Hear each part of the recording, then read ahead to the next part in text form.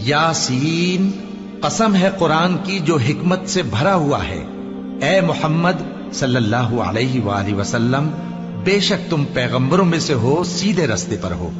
ये कुरान गालिब व मेहरबान का नाजिल किया हुआ है ताकि तुम उन लोगों को जिनके बाप दादा को खबरदार नहीं किया गया था खबरदार कर दो कि वो गफलत में पड़े हुए हैं। उनमें से अक्सर पर अल्लाह की बात पूरी हो चुकी है, सो वो ईमान नहीं लाएंगे। हमने उनकी गर्दनों में तौक डाल रखे हैं और वो ठोड़ियों तक फंसे हुए हैं, तो उनकी गर्दनें अकड़ी हुई हैं, और हमने उनके आगे भी दीवार बना दी और उनके पीछे भी, फिर उन पर पर्दा डाल दिया तो ये देख नहीं सकते। और तुम इनको खबरदार करो या ना करो, इनके लिए बराबर है, ये ईमान नहीं लाएंगे। तुम तो सिर्फ उस शख्स को खबरदार कर सकते हो जो इस नसीहत यानी कुरान की पैरवी करे और रहमान से गायबाना डरे, सो उसको मगफिरत